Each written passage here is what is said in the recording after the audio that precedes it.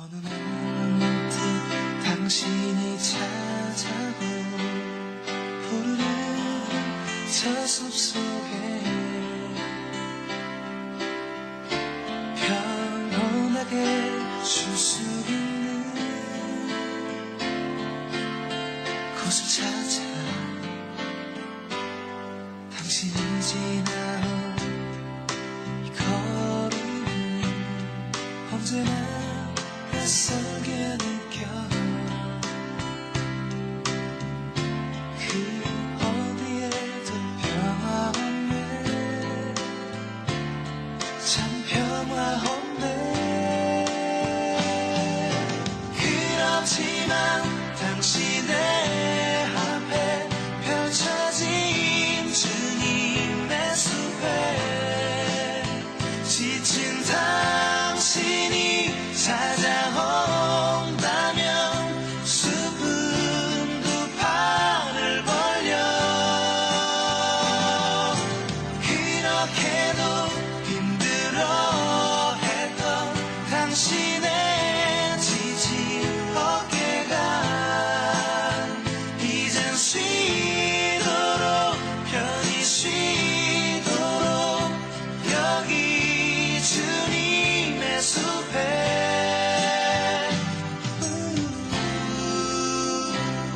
당신이 느꼈던 지난 날의 슬픔의 기억들을 생각하고 잊어버리고 또 생각하네 그렇지만 당신의 앞에 펼쳐진 주님의 숲에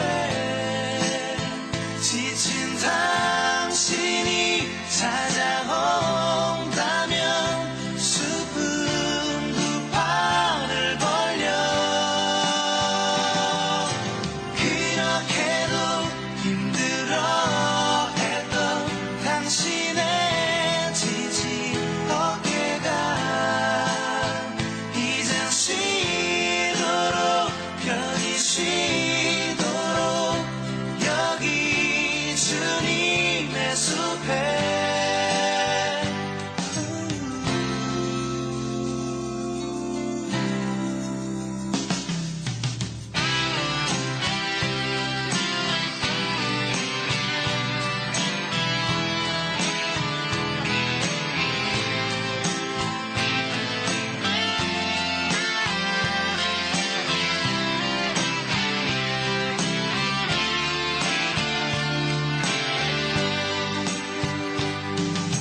그렇지만 당신의 앞에 펼쳐진 주님의 숲에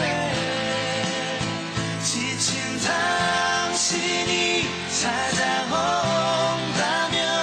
숲은 두 팔을 벌려 그렇게도 힘들어했던 당신의 지친 어깨가 이젠 쉬도록 편히 쉬도록 여기 주님의 숲에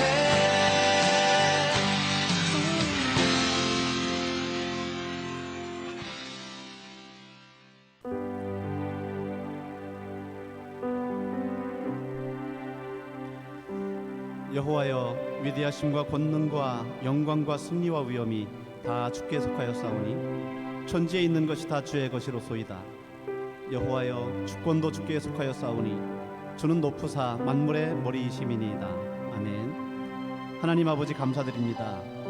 저희 삶이 모든 것이 주님의 은혜임을 고백드리며 저희의 찬양과 예배를 통하여 주님께서 영광 받으시기를 예수님의 이름으로 기도드립니다. 아멘.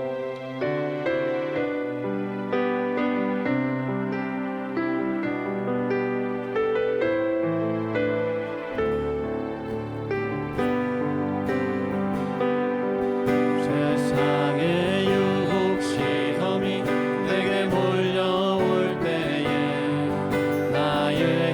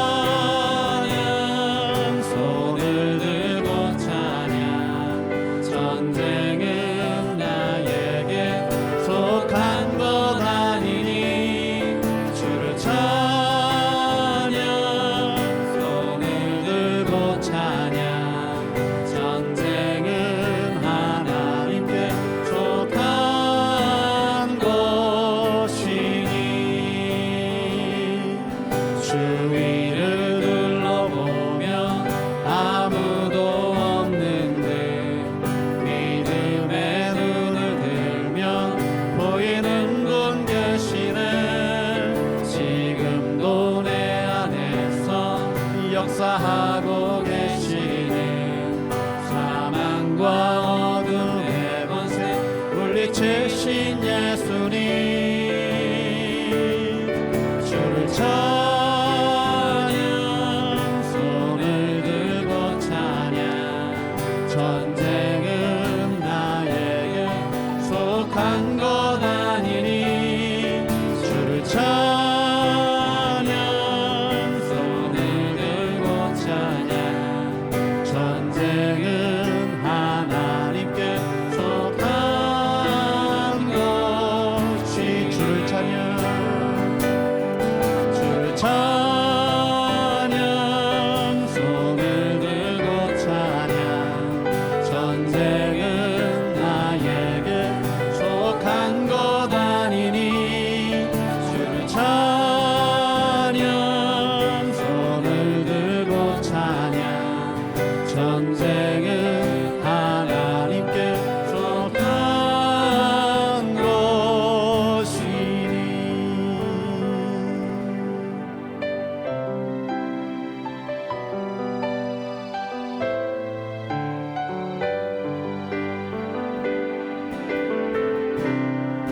모든 상황 속에서 주를 찬양할지라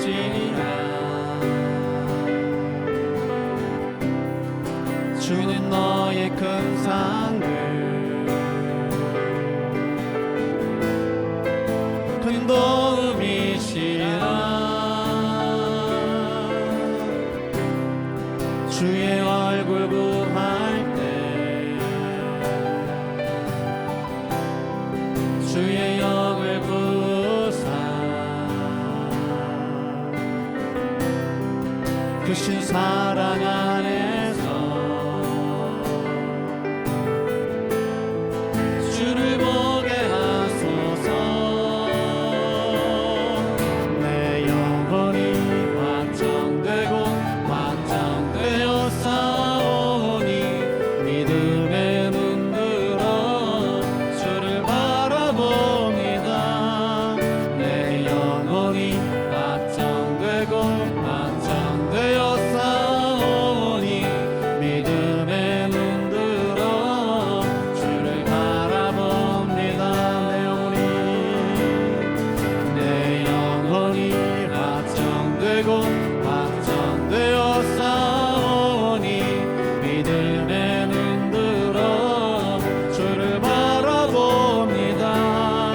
내 영혼이 확정되고 확정되어 싸우니 믿음의 눈 들어 주를 바라봅니다. 주를 찬양할 때 주의 나라 이미 임했네. 주의 영원한 나라 주 보게 하소서. 내 영혼이 확정되고 확정되어 싸우니 믿음의 눈 들어 주를 바라봅니다. 내 영혼이 확정되고 확정되어 싸우니 믿음의 눈 들어 주를 바라봅니다. 믿음의 눈 들어 주를 바라봅니다. 기도하며 나가겠습니다. 이 시간 이 주일 아침 우리 하나님 앞에 드리는 예배를 통하여 온 가족들 온 나라와 민족과 열방이 주의 복된 우리 하나님의 은혜의 강수가 흘러가도록 이 시간 말씀 전하는 목사님을 통해 역사하시도록 기도하겠습니다. 하나님 아버지 은혜를 감사합니다. 주님께서 주일 아침에 예배를 통하여 저희들에게 복을 주시며 우리 하나님 영광 받으시도록 세우신 것을 감사합니다. 하나님 아버지 시간에 주님의 은혜를 사모하며 주의 말씀을 사모하며 섰사오니 하나님의 말씀이 선포되고 듣고 또 글짝글짝마다 하나님께서 역사하시는 곳마다 우리 하나님의 회복이 일어나게 해주시고 말씀 전하는 목사님의 우리 하나님의 은혜 강 같은 역사로 주님의 강권적인 역사로 함께하여 주시옵소서.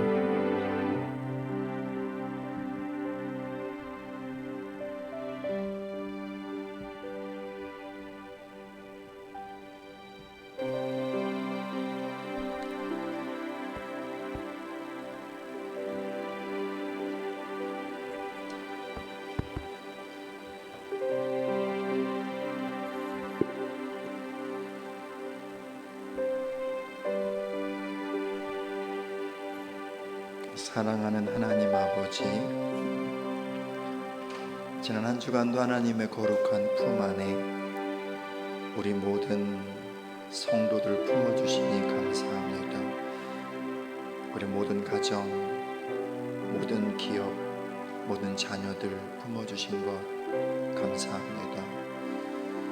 힘들고 어려운 때이지만 이 나라와 민족도 품어주시고 또 이 땅의 교회들, 우리 새하늘교회를 붙잡아 주신 것 참 감사합니다. 하나님, 오늘 또 거룩한 주일에 하나님을 예배합니다. 이 예배의 자리에 하늘의 문을 여시고 임하여 주시고 하나님 영광 받아 주십시오. 소원하고 소원하옵나니 그렇게 우리가 하나님의 기쁨이 되게 하시고 하나님께 영광이 되게 하여 주십시오. 하나님 아버지, 그렇게 예배 가운데 임하셔서 함께 예배하는 모든 가족 한 사람 한 사람 만져주시고 우리의 기업을 주님께서 인도하여 주십시오. 다윗의 고백처럼 여호와 하나님이 나의 목자시니 내가 부족함이 없습니다. 이 고백이 곧 나의 고백, 우리 가정의 고백, 또 우리 새하늘교회의 고백이 되게 하여 주십시오. 사랑하는 주님, 오늘도 거룩한 말씀으로 우리에게 임하여 주시고 말씀 가운데 생명수의 강이 흐르게 하여 주시오며 하나님의 선하시고 아름다운 뜻이 온전히 선포되어지며 성취되어진 역사가 있게 하여 주십시오.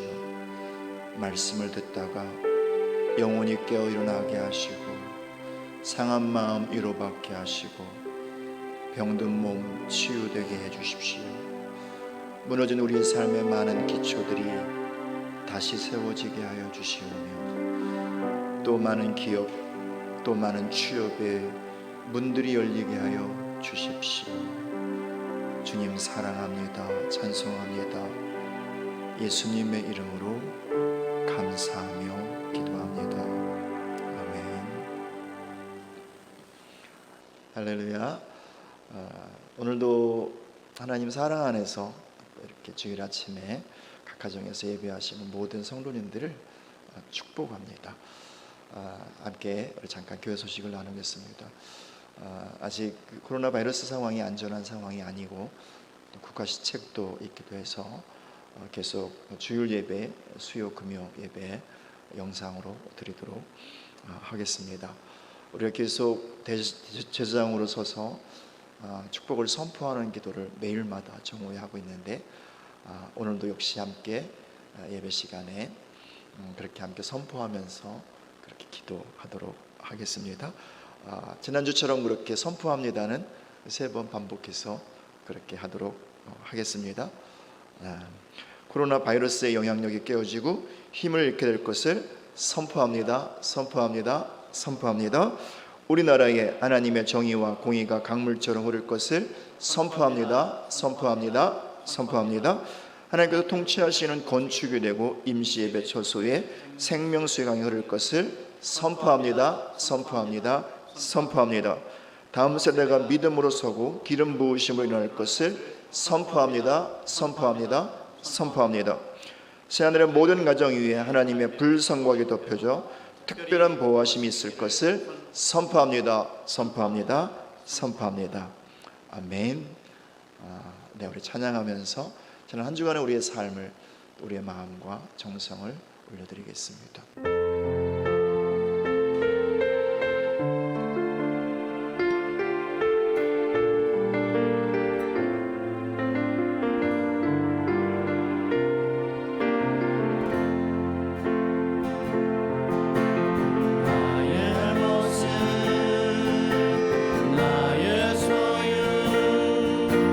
주님 앞에 모두 드립니다.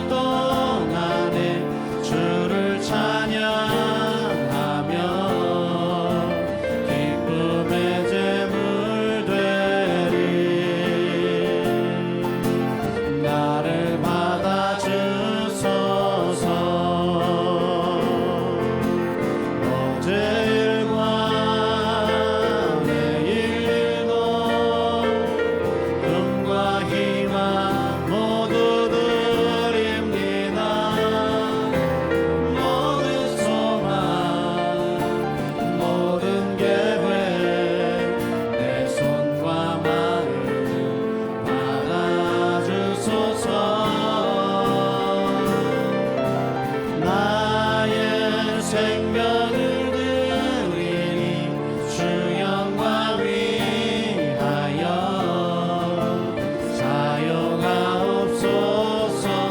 내가 사는 날 동안에 주를 찬양하며 기쁨의 제물 되리. 나를 받아 주소서. 나의 생명을 드리니 주 영광 위하여 사용하옵소서. 내가 사는 날 동안에 주를 찬양하며 기쁨의 제물 되리.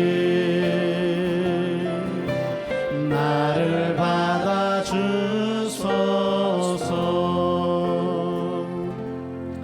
사랑하는 주님, 지난 한 주간의 삶을 향기로운 제물로 받아 주십시오.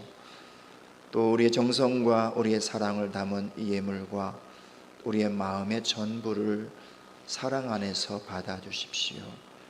그래서 우리가 드려지는 이 예물이 하나님께 진실로 기쁨이 되게 하여 주십시오.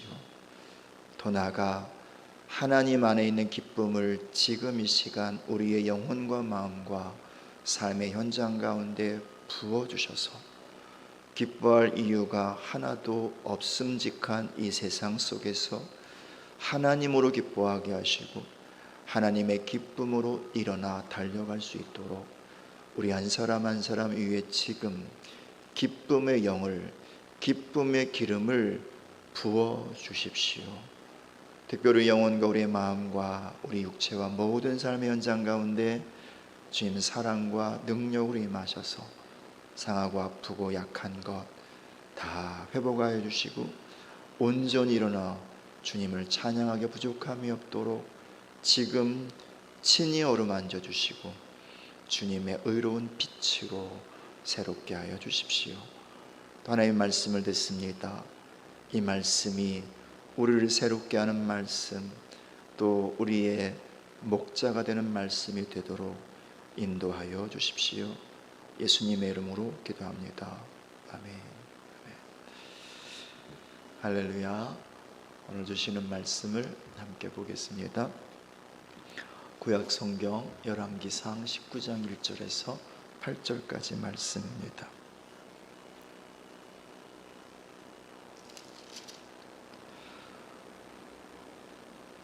하나님의 말씀을 저와 여러분이 한 절씩 나누어 읽습니다.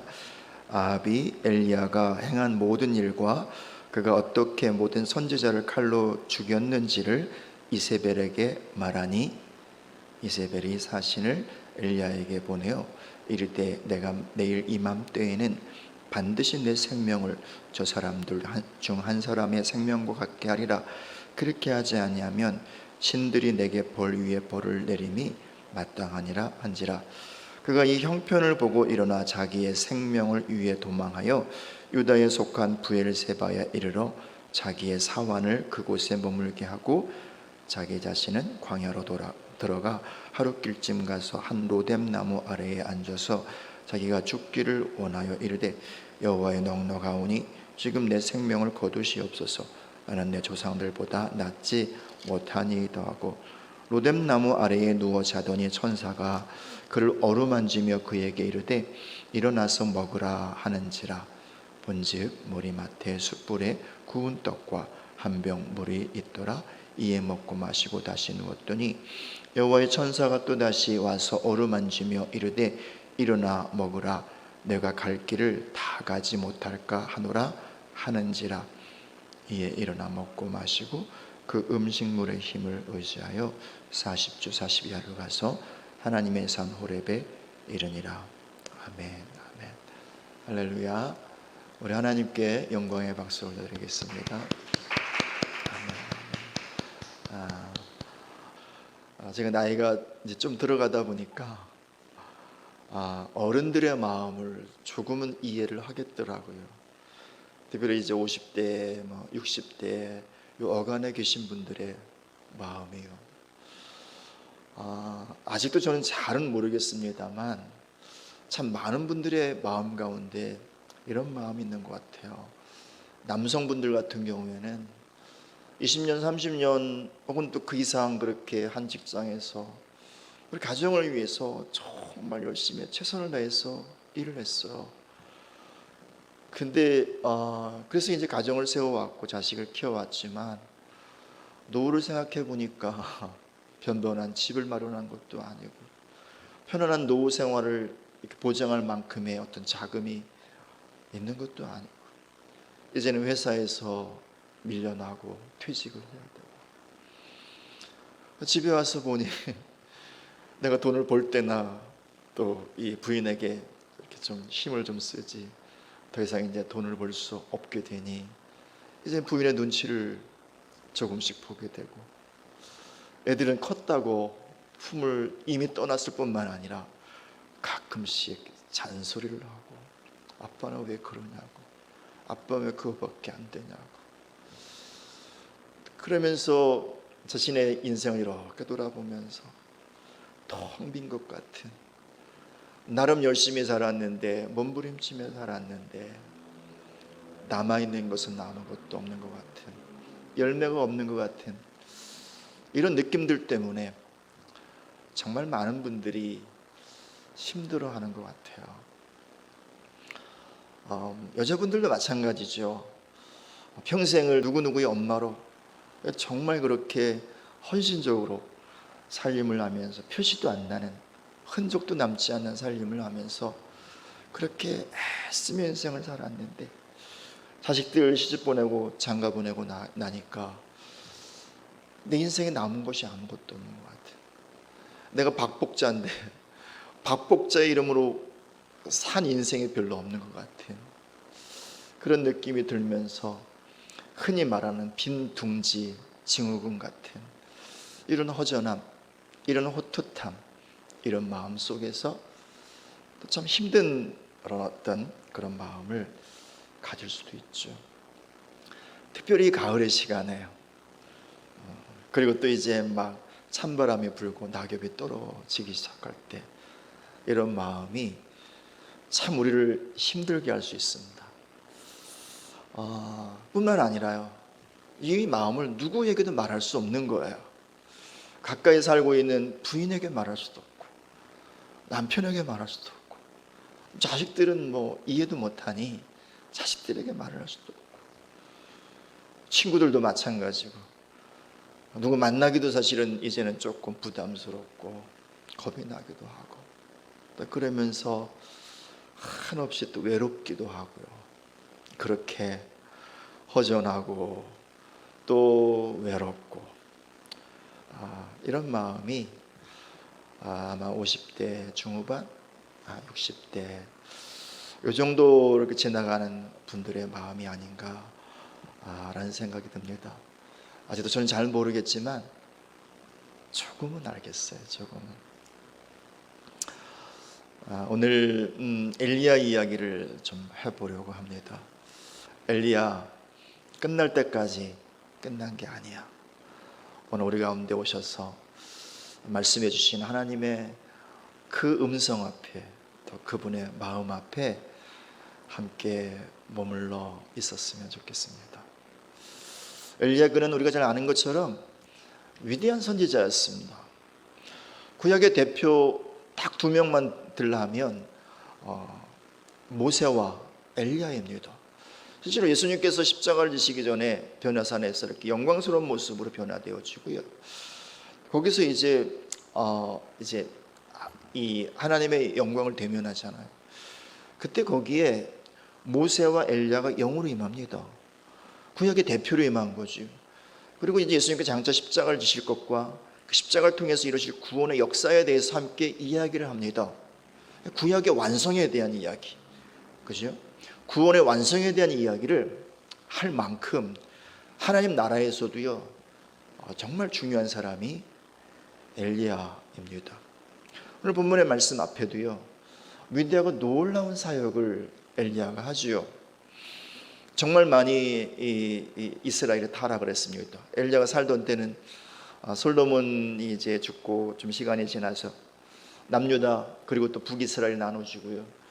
그리고 이제 북이스라엘은 한없이 우상 숭배와 죄악으로 치닫고 있을 때였습니다. 그리고 하이라이트 아합 왕과 이세벨의 때에 하나님께서 엘리야를 선지자로 세우십니다. 그때 엘리야가 아합 왕에게 가서 이런 말을 하죠. 내 말이 떨어지지 않으면 앞으로 비가 오지 않을 거라고. 앞으로 어떤 이슬도 내리지 않을 거라고. 그 시간이 3년 반이었습니다. 그가 선포한 것 때문에 3년 반 동안 비도 이슬도 내리지 않았습니다. 뿐만 아니라 그가 하나님께 기도하니 3년 반 동안 막혔던 하늘이 열립니다. 그래서 비가 옵니다. 그리고 그동안의 모든 가뭄이 다 해결이 됩니다. 이처럼 인간인 엘리야였는데요, 그의 한마디 말 때문에 하늘이 닫혔다가 그의 기도 때문에 하늘이 열리는 정말 크고 놀라운 일을 엘리야가 합니다. 어디 그뿐입니까?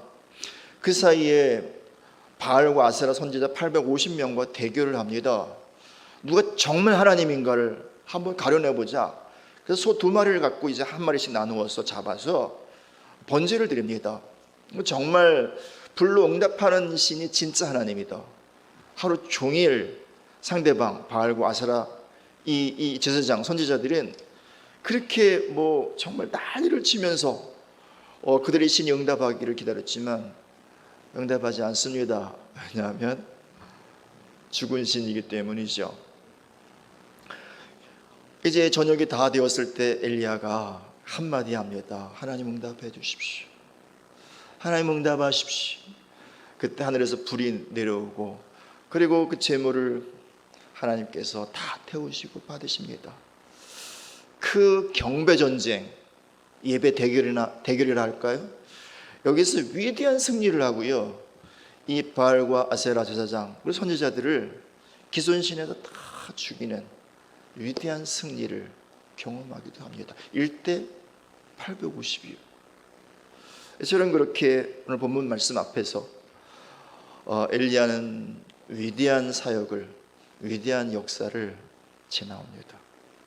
그런데 오늘 본문의 말씀에서는 우리가 전혀 생각하지 않았던 엘리야의 생경한 모습을 만납니다.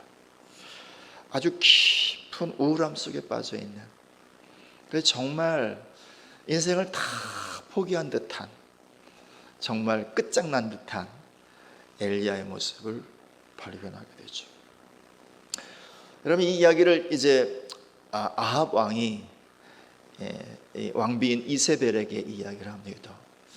사실 당시의 실세는 아합 왕이 아니라 이세벨이었어요. 이세벨은 이 당시에 시돈이라고 하는 나라의 왕 엣바알, 바알이 나와 함께 한다라고 하는 의미를 가진 엣바알의 딸이에요. 그러니까 바알을 얼마나 잘 섬기는 그런 사람이었겠어요. 그가 이제 이 이스라엘로 시집을 와가지고요, 더 그렇지 않아도 우상 숭배를 하는데 더욱더 바알을 섬기게 만들고, 그리고 또 아세라를 섬기게 만들고, 아주 정말 이 전면적으로 이스라엘 백성들을 우상 숭배로, 그리고 또 깊은 죄악으로, 그 어둠으로 끌고 갑니다. 그런 실세 이세벨이 극노합니다. 그래서 바로 이 사자를 보내지요. 그러면서 이제 말을 합니다. 본문의 말씀 1절 2절을 한번 같이 읽어보겠습니다. 아합이 엘리야가 행한 모든 일과 그가 어떻게 모든 선지자를 칼로 죽였는지를 이세벨에게 말하니, 이세벨이 사신을 엘리야에게 보내어 이르되 내가 내일 이맘때에는 반드시 내 생명을 저 사람들 중 한 사람의 생명과 같게 하리라. 그렇게 하지 아니하면 신들이 내게 벌 위에 벌을 내림이 마땅하니라 한지라. 이 말을 듣고 엘리야의 마음이 좀 다급해졌던 모양이에요. 그리고 이제 갑작스럽게 그 큰 선지자 엘리야가 두려움, 죽음의 두려움에 빠지게 됩니다. 그래서 살려고요, 도망을 합니다. 그는 북이스라엘 사람이었거든요. 가장 안전한 곳은 북이스라엘 밖이에요. 그래서 남유다로 도망을 갑니다. 그것도 남유다의 가장 아래쪽 브엘세바로 도망을 합니다. 처음 마음은 어쩌면 살려고 도망을 한 거예요. 3절 한번 볼까요? 그가 이 형편을 보고 일어나 자기의 생명을 위해 도망하여 유다에 속한 브엘세바에 이르러 자기 사환을 그곳에 머물게 하고, 이렇게 어쩌면 처음엔 살려고 도망을 했겠죠. 그러면서 이제 여러 가지 생각, 여러 가지 감정, 여러 가지 것들이 이렇게 교차했을 것입니다. 그리고 브엘세바에 도착하자마자 마음이 좀 바뀐 것 같아요. 그래서 자기와 함께 한 사환을 브엘세바에 머물게 해요. 거긴 우물이 있기 때문에 살 수 있는 곳이에요. 또 이제 동네도 있고 아브라함 때부터 살던 곳이었잖아요. 그리고 이제 사환을 이제 내버려 두고 자기 홀로 광야로 갑니다. 광야는 물이 없는 곳이에요. 그리고 하룻길을 걸어서 갑니다. 이 말은 찾을 수 없는 곳으로 갔다는 얘기예요. 내가 살려고 간 게 아니라 죽으려고 간 거야. 이제 생각이 좀 바뀐 거예요. 내가 이제 여기서 끝내야 되겠구나. 더 이상 살 소망이 없구나. 더 이상 살아봐야 무슨 의미가 있단 말인가. 그렇게 스스로 자신을 끝내기 위해서 하룻길을 걸어 물도 없는, 사람을 만날 수 없는, 무엇도 얻을 수 없는 광야 깊은 곳으로 들어갑니다. 그래도 뜨겁긴 하니까 그 햇볕은 조금 피해야 되잖아요. 광야에 가보면 어쩌다 만나는 관목숲, 쌀가지 같은 그런 아주 작은 그 숲이 있어요. 그게 바로 로뎀나무거든요. 우리가 생각하는 것처럼 로뎀나무가 무슨 많은 그늘을 갖고 있는 큰 나무가 아니라 그냥 쌀가지 같은 그런 나무예요. 이 정도 이렇게 보통 모여 있더라고요. 강대상 정도로 이렇게 모여 있습니다. 그러니까 잠깐의, 아주 잠깐의 햇빛은 피할 수 있지만 오랫동안 쉴 만한 곳은 절대 아니에요. 뭐 바람을 피할 수 있는 곳도 아니고 그 어떤 것으로부터 그렇게 안전하게 피할 수 있는 곳은 절대로 아니에요. 잠깐 임시로 쉴 수 있는 곳, 로뎀나무죠. 거기에 눕습니다. 4절 보십시오. 자기 자신은 광야로 들어가 하룻길쯤 가서 한 로뎀나무 아래에 앉아서 자기가 죽기를 원하여 이르되 여호와의 넉넉하오니 지금 내 생명을 거두시옵소서. 나는 내 조상들보다 낫지 못하니이다 하고 로뎀나무에 누워서 하나님을 아는 사람이니까, 그 선지자니까, 그래도 정말 신실하게 하나님께 순종하며 살아왔던 좋은 신앙인이었으니까 스스로 목숨을 끊을 수는 없고요. 하나님께 구하는 거야. 하나님 다 끝났어요.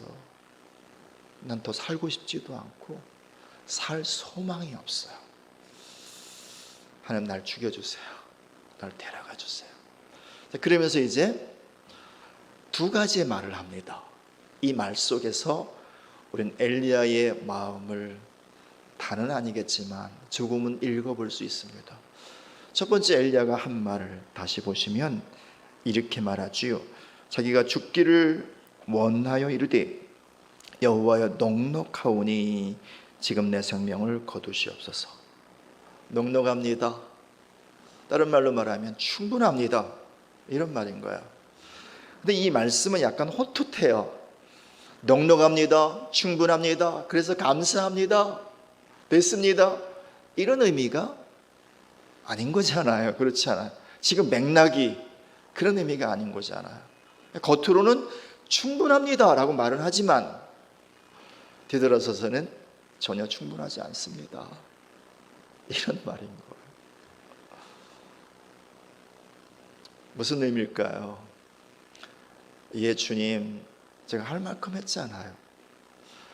하나님께서 그냥 이 비셉 땅에 살고 있는 나를 불러서 선지자로 불러서 정말 보고 싶지 않은 아합 왕 앞에 세워주시고, 그리고 또 그에게 가서 또 뭐 가뭄이 올 거라고, 그리고 이스라엘 향한 심판을 이야기하라고 하시고, 또 저기 또 시돈 땅에 살고 있는 한 과부와 함께 3년을 살게 하시고, 또 그리스 낙가에서는 까마귀가 갖다 주는 양식을 먹고 살아야 하고, 참 힘들고 어려운, 때로는 이해하기 어려운, 때로는 정말 내가 이렇게 동의하고 싶지 않은 그런 걸 하나님이 시켜도요, 내가 지금까지 순종했잖아요. 최선을 다했잖아요. 열심히 했잖아요. 기도할 때도 대충 하지 않았고요, 갈멜산에서 7번씩이나 얼굴을 땅바닥에 대고 그렇게 간절하게 기도했잖아. 하나님 아시는 것처럼 나 최선을 다했어요. 내가 대충 살지 않았잖아요. 적당히 사역하지 않았잖아요. 매 순간순간마다 하나님의 그 명령 앞에서 정말 충실하게 잘 감당했잖아요. 이만하면 됐잖아요. 넉넉해요. 충분해요.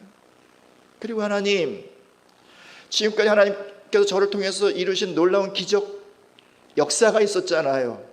3년 반 동안 비가 오지 않았던 것, 또 내가 기도하니 비가 왔던 것, 또 바알과 아사라 선지자와 대결했던 이 사건들, 충분히 이런 사건들을 통해서요, 하나님이 하나님이심을 드러내셨어요.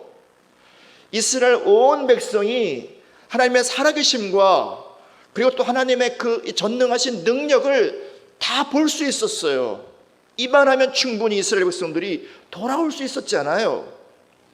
다는 아니라도 몇이라도 그렇게 하나님께 돌아올 수 있었잖아요.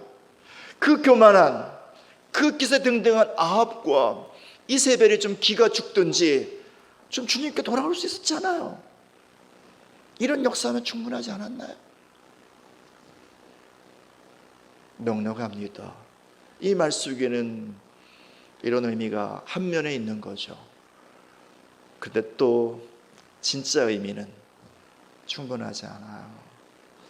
내가 그렇게 최선을 다했는데요, 정말 한 걸음 한 걸음 내가 흔들리지 않고 순종을 해왔는데요, 그런데 열매가 하나도 없어요.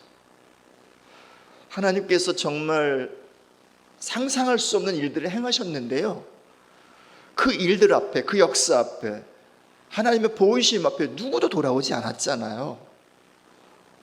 열매가 없어요. 광주를 보니까 텅 비어 있어요. 내 인생 가운데, 내 사역 가운데 어떤 열매도 없네요. 충분한 것 같은데 전혀 충분하지 않아요. 이 허전함이요, 이 마음의 우울함이요, 그리고 이 절망감이요, 이것이 엘리야의 마음을 가득 채웠던 거죠. 그래서 하나님 앞에 말하는 거죠. 다 끝났어. 날 데려가 주세요 라고 말합니다. 두 번째, 그가 또 이런 말을 하지요. 나는 내 조상들보다 낫지 못하나이다. 내가 한때는 대단한 사역자인 줄 알았어요.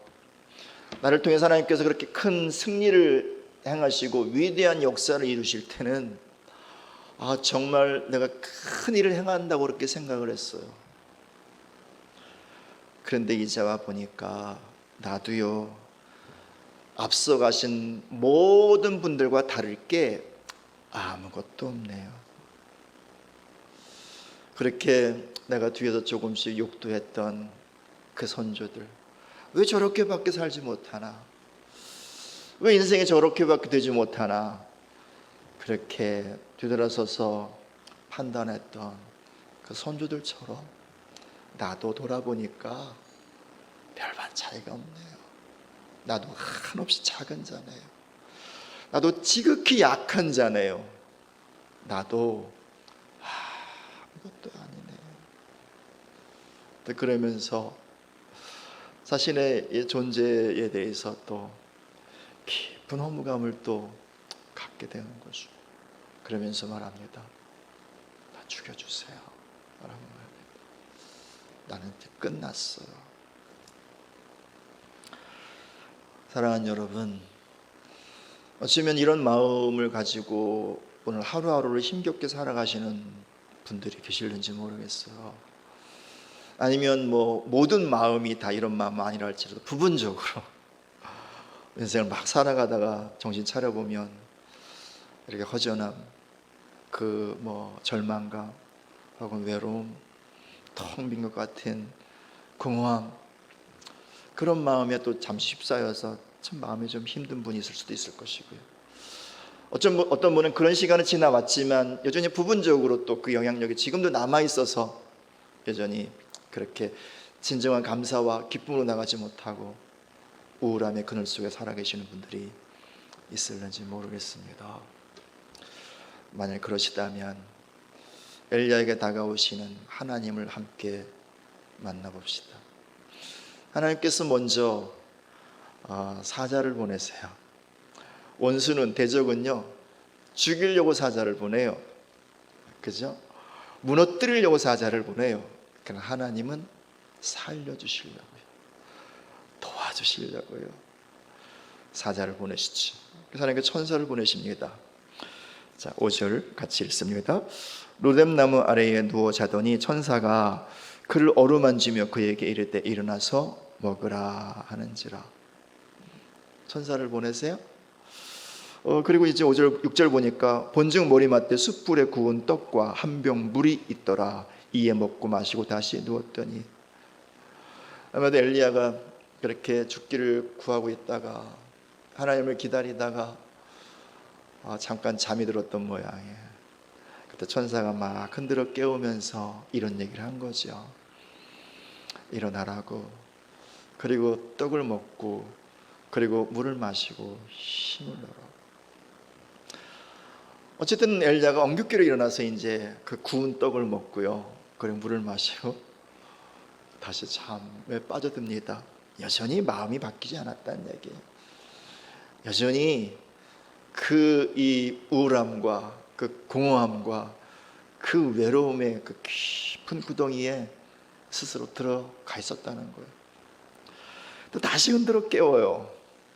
그리고 또 두 번째 똑같은 얘기를 합니다. 7절 여호와의 천사가 또 다시 와서 어루만지며 이르되 일어나 먹으라. 내가 갈 길을 다 가지 못할까 하노라 하는지라. 그러면서 이제 한 얘기가 있어요. 내가 갈 길이 있단다. 너는 끝이라고 생각하지만 스스로 끝장냈지만 아니야. 아직 갈 길이 있어. 아직 할 일이 있어. 아직 시간이 남아있어. 그래서 그 길을 가기 위해서는 너에게 힘이 필요해. 그러니까 여기에 떡과 물을 먹으라고 마시라고 합니다. 사랑하는 여러분, 하나님 지금도 우리에게 그렇게 천사를 보내세요. 그리고 떡과 물을 주세요. 여기서 떡과 물은요, 자세히 보면 정관사가 없어요.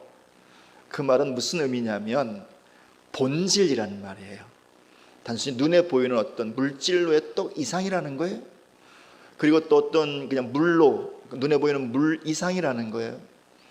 본질의 떡, 본질의 물이라는 거죠. 본질적인 떡이 무엇입니까? 예수님 말씀하신 것처럼 내가 떡이다. 난 산떡이다. 그리고 그 주님이 말씀하신 산떡은 말씀인 거죠. 또 주님이 말씀하잖아요. 이 잔을 나눠주시면서 너희를 위한 나의 피다. 너희 음료수다. 예, 여기서 물은 우리에게 음료로 주시는, 주님께서 보내어 주시는 생수의 강이신 성령님이신 거예요. 그렇게 우리가 지금 예배할 때에 제가 부족한 하나님의 종이지만 저를 통해서 여러분들에게 구운 떡을 나누어 주시는 거 아니겠습니까? 또 이 말씀을 들을 때 하나님께서 성령님을 보내주셔서 우리 가운데 우리 영혼과 우리의 마음과 우리의 삶 가운데 생수를 공급해 주시는 것 아니겠습니까? 또는 우리가 말씀을 묵상할 때, 말씀을 암송할 때, 말씀을 통독할 때에 함께 성도들과 교제하고 그리고 또 함께 그렇게 살아갈 때 주님께서 영을 보내어 주시고 말씀을 또 깨닫게 하셔서 계속해서 그 하루를 살아갈 수 있는 힘을, 그 한순간을 넘어갈 수 있는 능력을 계속 그렇게 공급해 주시는 거죠. 할렐루야. 이때 하나님께서 공급해 주시는 숯불에 구운 떡인 말씀과 그리고 생명수의 생수이신 성령님의 그 부어주심의 은혜가 날마다 매 순간순간마다 저와 여러분 모두에게 부어지기를 진심으로 축복합니다. 그리고 말씀으로 힘을 얻으십시오. 그 속에 있는 언약으로 힘을 얻으십시오. 연약하고 부족하고 때로는 참 많이 마음이 무너지기도 하지만 우리 가운데 생수로 오시는 성령님의 도우심과 그분의 인도하심으로 일어서시고 새 힘을 얻으시고 또 이렇게 잘 달려가시는 은혜가 있기를 축복을 드립니다. 그렇게 하나님께서 이제 엘리야를 좀 깨워서 좀 힘을 좀 주시고요, 그를 이끌어 가시는데 40일을 걸어서 호렙산으로 이끌어 가십니다. 말씀을 보십시오.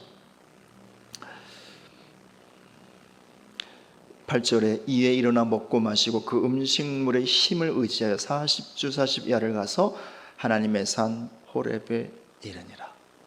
하나님의 산 호렙, 굉장히 어울리지 않는 말이에요.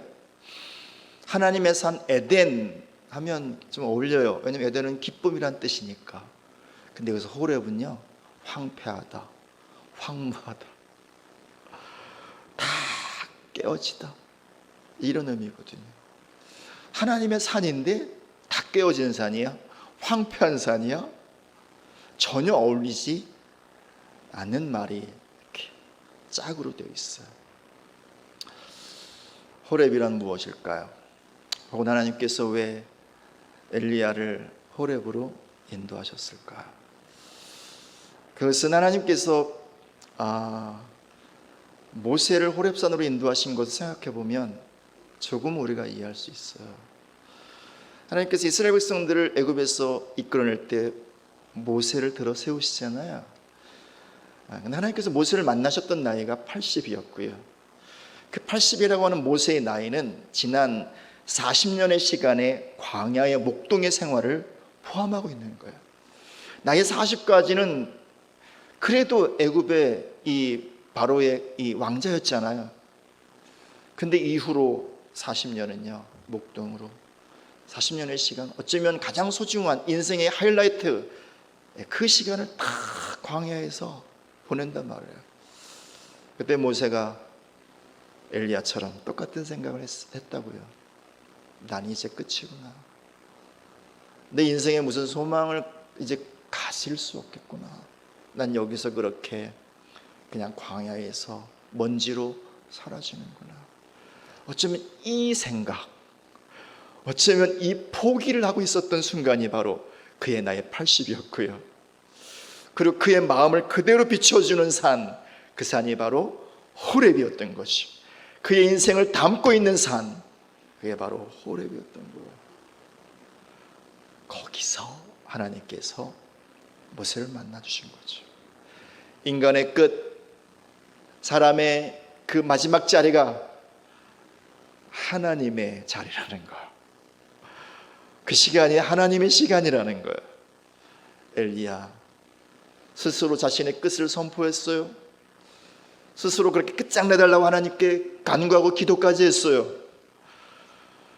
그리고 40일 동안 여전히 동일한 마음을 가지고 이 호렙산에 이르렀어요. 역시 마찬가지로 이 산, 엘리야의 마음을 그대로 보여주는 황폐하고 황무한 그 산이었죠. 거기서 하나님께서 그를 직접 만나주십니다.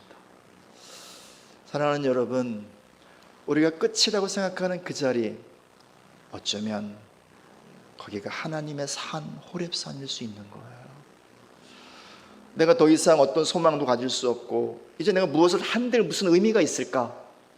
어떤 가능성도 내가 붙잡지 않고 있을 바로 그 순간, 인생의 어쩌면 터미널, 거기가 하나님의 전환점일 수 있다라고 하는 거죠. 거기서 하나님께서 이제 엘리야에게 처음 물어보세요. 9절 볼까요? 엘리야가 그곳 굴에 들어가 거기서 머물더니 여호와의 말씀이 그에게 임하여 이르시되 엘리야야 내가 어찌하여 여기 있느냐? 엘리야야 내가 어찌하여 여기 있느냐? 여러분, 이렇게 물어보시는 하나님, 이 장면 어디서 좀 본 듯한 것 같지 않나요? 창세기 3장에 아담과 하와가 죄를 범하고요, 그리고 이제 죽음의 공포 속에 떨다가 나무 그늘 밑에 숨어요. 그때 하나님께서 찾아오셔서 말씀하잖아요. 아담아, 너 왜 여기 있니? 너 어디 있니? 하나님께서 뭘 말씀하고 있는 건가요? 너의 존재를 봐라. 나를 떠난 너의 존재의 모습, 그 존재의 실상을 보라 말씀하는 거지. 똑같은 거예요. 엘리야에게 그 말씀하는 거예요. 너의 존재의 실상을 보아라. 내가 지금까지 그렇게 붙잡고 살아왔던 삶의 실제를 정직하게 보아라. 엘리야야 내가 어찌하여 여기 있느냐? 이 질문을 통해서 하나님께서 이 말씀을 해오시는 거예요. 그러면서 이제 그 다음 구절을 보면 보세요. 그가 이르되 내가 만군의 하나님 여호와께 열심히 유별하오니 이는 이스라엘 자손이 주의 언약을 버리고 주의 제단을 헐며 칼로 주의 선지자들을 죽였음이오며 오직 나만 남았거늘 그들이 내 생명을 찾아 빼앗으려 하나이다. 하나님 아시잖아요. 이스라엘이 어떻게 행했는지 아시잖아요. 하나님의 언약을 다 저버리고, 그리고 정말 심각하게 주님의 제단을 헐어버리고 우상을 섬기고, 심지어 선지자들 다 잡아 죽였어요. 그리고 나 혼자 남았어요. 내가 뭘 하겠습니까? 이런 세상 속에서 내가 무엇을 한들 무슨 의미가 있겠습니까? 나는요 끝이에요. 여전히 40일의 시간을 걸어오면서도 마음은 바꾸지 않았던 거예요. 그래서 하나님께서 말씀하세요. 11절 여호와께서 이르시되 너는 나가서 여호와 앞에서 산에 서라. 내 앞에 좀 서라 말씀하세요. 그러면서 이제 세 가지를 보여주세요. 첫 번째는 뭐냐면 산을 깨트리고 바위를 흔들 만큼 아주 강력한 바람이 이렇게 지나가게 하세요. 근데 거기 하나님이 없어요. 두 번째는 땅을 흔드는 지진이 있게 하세요. 근데 거기 하나님이 없어요. 세 번째는 아주 그냥 위협적인 큰 불이 나게 해요. 근데 거기에도 하나님이 없어요. 이게 너의 지금까지의 존재의 모습이었다는 거예요. 이게 지금까지 너의 믿음이었고 너의 삶이었다는 거예요. 무엇인가요? 여기서 큰 바람은요 루아흐, 성령의 바람이에요. 그렇게 생각을 했었다는 거죠. 참, 이 어두운 세상, 이 몹쓸 세상, 성령의 큰 바람이 불어와서 그거 놀라운 역사를 행하면 이 세상이 바뀌겠지, 역사가 바뀌겠지, 사람들은 새로워지겠지, 이런 기대와 소망을 가지고 그렇게 엘리야가 지금까지 신앙해왔고 사역해왔고 살아왔다는 거예요. 또 지진은 뭔가요? 진동하는 거잖아요. 하나님의 세상을 진동시키면, 세상을 그렇게 흔드시면 세상이 돌아오겠지, 사람들이 회개하겠지, 그런 생각을 가졌었다는 거예요. 불은 뭔가요? 심판이잖아요. 하나님의 세상을 그렇게 심판하시면, 사람들을 심판하시면 그 심판 앞에서 사람들이 겸손하게 되어 회개하고 돌아오겠지. 그렇게 하나님의 큰 역사, 놀라운 기적, 이런 일들이 펼쳐지면 주의 나라가 임하고 세상은 새로워지고 사람들은 변화되어지겠지. 그럼 내가 그런 사역을 해야지. 이게 지금까지 엘리야였다는 거죠. 어쩌면 이게 한국교회의 모습이 아니었나 싶어요. 사실 부끄럽지만 저의 모습이기도 하고, 주의 영의 기름 부음을 받으면, 큰 권능을 받으면, 큰 능력을 행하면 대단한 기적과 이사가 나타나고 사람들은 그 앞에서 무릎을 꿇고 주 앞에 달려오고, 그 하나님께서 이 땅 가운데 그렇게 진동시키는 그런 놀라운 역사로, 그리고 또 불과 같은 심판을 행하시면 이 세상에 죽게 돌아오고 사람들은 구원받겠지라고 생각했던 지난날의 한국교회의 믿음들이에요. 그리고 부끄럽고 죄송하지만 저의 믿음이요. 그런데 거기에 하나님이 없었다는 거예요. 하나님은 그걸 기대하지 않으신다는 거죠. 그게 하나님의 역사의 방식이 아니라는 거예요. 그리고 그 다음 보십시오. 12절 같이 읽어볼까요? 또 지진 후에 불이 있으나 불 가운데도 여호와께서 계시지 아니하더니 불 후에 세미한 소리가 있는지라. 이 세미한 소리는요, 아주 작게 속삭이는 소리예요. 여기 무슨 사람이 있습니까? 그죠? 누가 들을까 뭐 걱정할 필요가 있습니까? 그렇지 않아요. 뭐 크게 말씀하신들 무슨 상관이 있는 것입니까? 하나님께서요, 어떤 의도가 있으시겠죠. 아주 작게 속삭여 주세요, 엘리야야. 그런데 바로 거기에 하나님이 계셨다는 거예요. 자, 속삭이는 소리란 무슨 의미인가요? 하나님께서 정말 원하시는 것은 엘리야를 통한 위대한 사역이 아니라는 거예요. 그 사역을 통한 세상의 변화 아니라는 거예요. 하나님이 정말 원하시는 것은 엘리야 자신이었다는 거예요. 엘리야의 존재, 이게 하나님의 목적이었다는 거예요. 그래서 작은 소리로 말씀하시면서 이렇게 말씀하죠. 13절 보세요. 엘리야가 듣고 겉옷으로 얼굴을 가리고 나가 굴 어귀의 섬에 소리가 그에게 임하여 이르시되 엘리야야, 네가 어찌하여 여기 있느냐. 똑같이 물어보세요. 똑같은 물음이지만 처음 물음과 조금 다른 의미가 있지 않겠어요?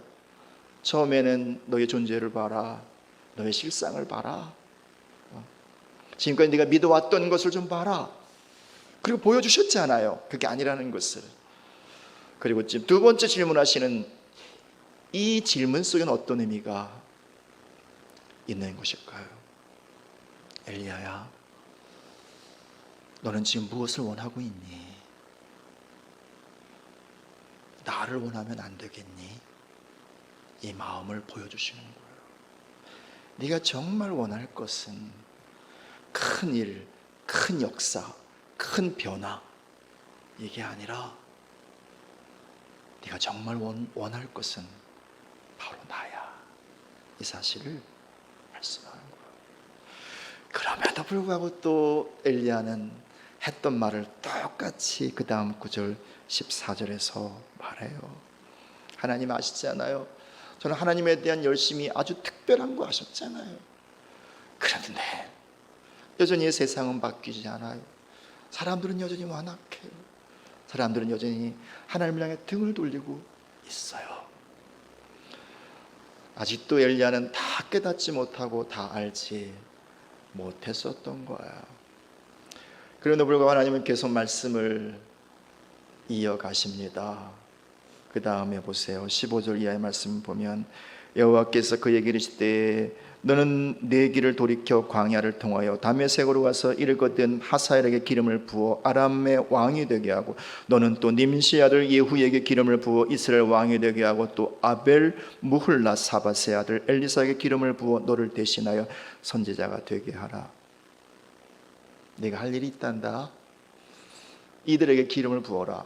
이들에게, 아람 왕이 될 사람 하사엘에게, 또 장차 이스라엘의 왕이 될 예후에게, 너를 대신할 선지자 엘리사에게 기름을 부어라. 무엇을 말씀하는 건가요? 너 혼자 다 하라는 게 아니야. 네가 할 부분이 있고 또 다른 사람이 할 부분도 있고, 뿐만 아니라 너와 함께 할 사람들이 있는 거야. 너는 절대 혼자가 아니야. 너는 홀로 남겨져 있질 않아. 내가 너와 함께 하고 있고, 내가 너를 원하고 있고, 또 네가 나를 정말 원하기를 바라고 있을 뿐만 아니라 너에게 맡겨놓은 일을 함께 할 사람들이 있어. 그리고 그 일을 물려받을 사람들이 있어. 그래서 말씀합니다. 네가 하다 남은 그 일을 바로 이 아람의 왕 하사엘이 할 것이고, 또 이스라엘의 왕이 될 예후가 할 것이고, 그 남은 일을 엘리사가 할 거란다. 그리고 보세요, 18절 같이 있습니다. 그러나 내가 이스라엘 가운데 7,000명을 남기리니 다 바알에게 무릎을 꿇지 아니하고 다 바알에게 입맞추지 아니한 자니라. 너와 같은 자 7,000인이 있어. 너는 그저 혼자라고 생각을 하지만 어쩌면 너처럼 똑같이 생각하는 또 다른 곳에 있는 또 다른 엘리야가 있어. 또 다른 예배자가 있어. 또 다른 바알에게 무릎 꿇지 아니하고 그에게 입맞추지 않은, 오직 나에게만 무릎을 꿇고 나에게 입맞추는 내 사랑, 그리고 진정한 예배자들이 7,000명이 있단다. 엘리야야, 힘내라. 너는 결코 혼자가 아니야. 내가 너와 영원히 함께 할 것이고, 뿐만 아니라 네가 살아가는 삶의 모든 발걸음마다 너와 함께 할 사람들이 있을 것이며, 이후에라도 그 뒤를 이어갈 사람이 있어 말씀하는 거죠. 사랑하는 여러분, 오늘 주님은 우리에게 이 동일한 마음으로 오셔서 말씀하는 거예요. 얘야, 나는 너를 통해서 대단하고 놀라운 일을 원하지 않아. 나는 그저 너를 원해. 그리고 너의 진정한 열매는 나야. 바로 나. 네가 한 어떤 일이 아니야. 어떤 업적이 아니야. 어떤 열매가 아니야. 너의 진짜 열매는, 너의 삶의 열매, 너의 인생의 시간의 열매, 존재의 열매는 너에게 채워질 바로 나야. 하나님 말씀하는 거예요.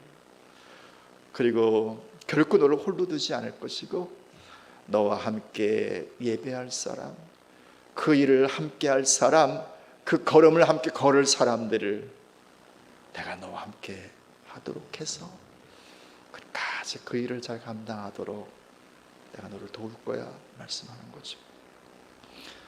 이후에 엘리야의 삶이 자세히 기록되어 있지는 않습니다. 하지만 그가 어떤 삶을 살았는가에 대해서는 그의 죽음 마지막 장면을 보면 알게 되죠. 성경에 죽음을 맛보지 않고 승천한 두 사람이 있습니다. 에녹과 엘리야요. 이들의 특징이 있습니다. 육체를 가지고 하나님께 가도 괜찮을 만큼 그의 전 존재 안에 주님으로 채워졌다는 거예요. 그래서 에녹을 향해서 말하잖아요. 그가 65세의 아들 무드셀라를 낳고 300년 동안 하나님과 동행하다가 죽음을 맛보지 않고 승천했다고요. 왜? 이 땅에 살아가는 그의 존재의 모습과 하나님 보좌 앞에서 그의 존재의 모습이 전혀 다르지 않을 거니까 하나님 앞에 전혀 부끄럽지 않은 모습으로 이 땅을 살았기 때문인 거죠. 엘리야도 마찬가지였던 거 아닐까요? 이미 충분히 하나님으로 채워진 거예요. 그의 전 마음 가운데, 전 존재 가운데, 심지어 전 육체 가운데까지라도요. 그래서 그냥 그 육체를 입고 하나님 보좌 앞에 서지라도 괜찮을 만한 그런 모습이었다는 거죠. 그러니 이 사건 이후에 향후에 그의 삶이 어떠했을까? 우린 충분히 예상할 수 있습니다. 어떠했을까요? 이젠 더 이상 이를 보는 게 아니죠. 어떤 결과에 집중하는 게 아니죠. 오직 여호와 하나님이요, 그 한 분이면 충분합니다. 이 고백으로 한 걸음 한 걸음 살다가 이제 주님께서 정말 원하시는 그때에 이 삶의 시간을 마무리하고 하나님의 부르심을 받고 그분의 영광의 보좌 앞에 부끄럼 없는 존재로 설 수 있었던 거죠. 그랬기에 이미 그 하늘에서 큰 사람일 수 있었고 구약의 대표일 수 있었던 거죠. 오늘 이 엘리야의 남은 이후의 삶이 저와 여러분의 남은 이후의 삶이 되시기를 예수님의 이름으로 축복을 드립니다. 기도하겠습니다. 말씀을 기억하며 기도하겠습니다.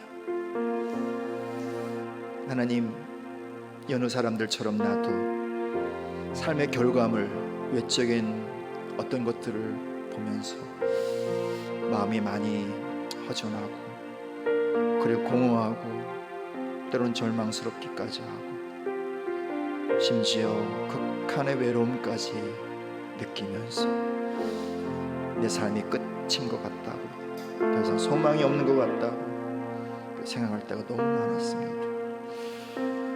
그 광야, 그 호렙, 거기가 주님 만나는 자리인 것을 다시 알게 됐습니다. 오늘 그렇게 내 삶의 이 광야의 현장, 호렙 현장 가운데 주의 사자를 보내시고 하나님 직접 나에게 오십시오. 나에게 떡과 물을 주시고 그리고 세미한 음성으로 다가오셔서 정말 하나님 아버지의 마음을 나에게 주십시오. 그래서 이제는 내가 어떤 일, 어떤 결과물이 아니라 어떤 사역이 아니라 정말 하나님 한 분만을 원하며 하나님을 내 삶의 진정한 소원이요 그리고 열매로 삼고 살아가게 해주십시오. 엘리야의 이후의 삶이, 이후에 그의 모습이 곧 나의 이후의 삶이 되게 하시고 나의 존재의 모습이 되게 하십시오. 기도하시겠습니다. 사랑하는 아버지 감사합니다. 말씀 주시니 감사합니다. 은혜 베풀어 주시니 감사합니다.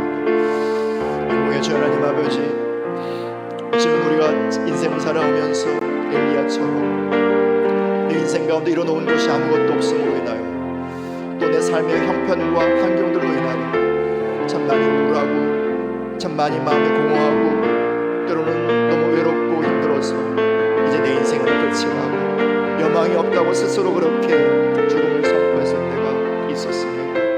어쩌면 지금 이 시간 그 어두움 속을 걸어가고 있을지도 모르겠습니다. 아버지, 이 시간 소망 원합니다.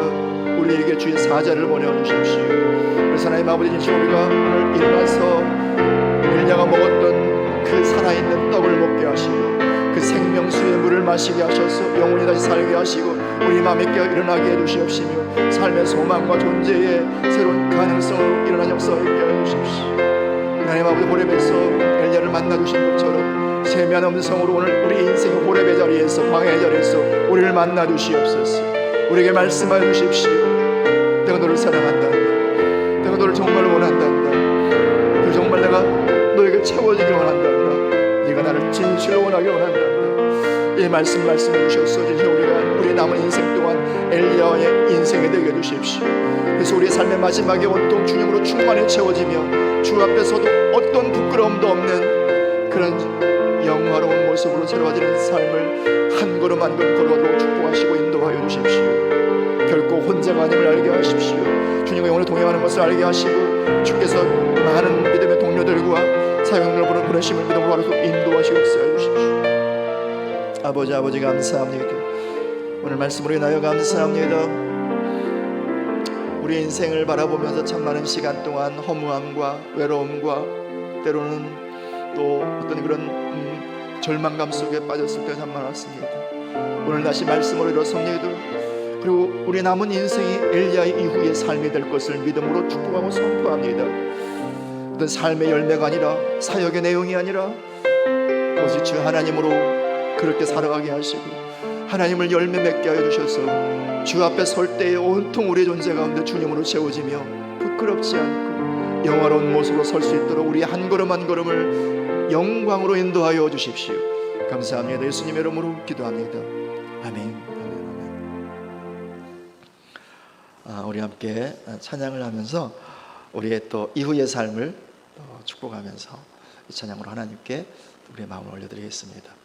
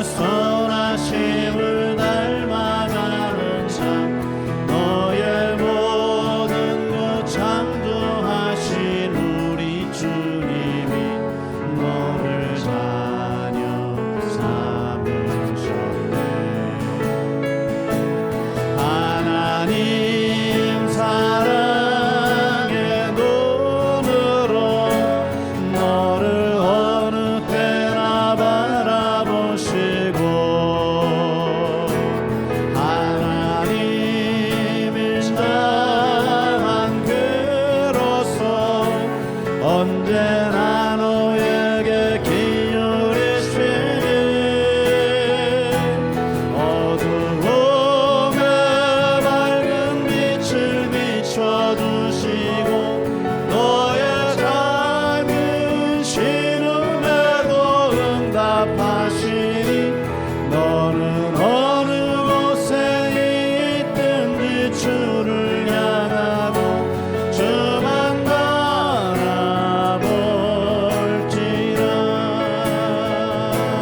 하나님 사랑의 눈으로 너를 어느 때나 바라보시고 하나님 인자한 귀로서 언제나 너에게 기울이시니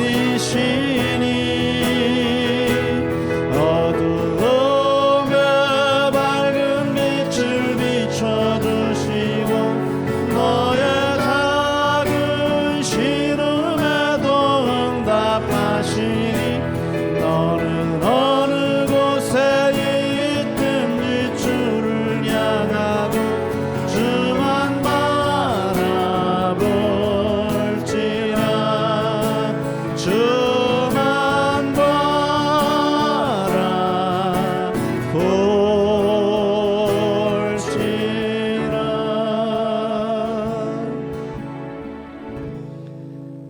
이제는 우리 주 예수 그리스도의 크신 은혜와 우리 하나님 아버지의 한량없는 사랑과 성령 하나님의 인도하심, 기름 부으심, 그리고 영원히 동행해 주심의 역사가 오늘 인생의 끝이라고 생각하지만 그 자리에 찾아오신 하나님의 말씀을 듣고 이제는 하나님 안에서 하나님으로 살아가기로 결정하는 주의 백성들 머리 위에와 저들의 가정과 기업과 자녀들 위에 우리 새하늘교회와 성전 건축과 새롭게 이주할 임시성전 위에 그리고 이 나라 민족교회와 이 땅의 모든 역사들 위에 이제부터 영원히 함께 하시길 간절히 축원하옵나이다.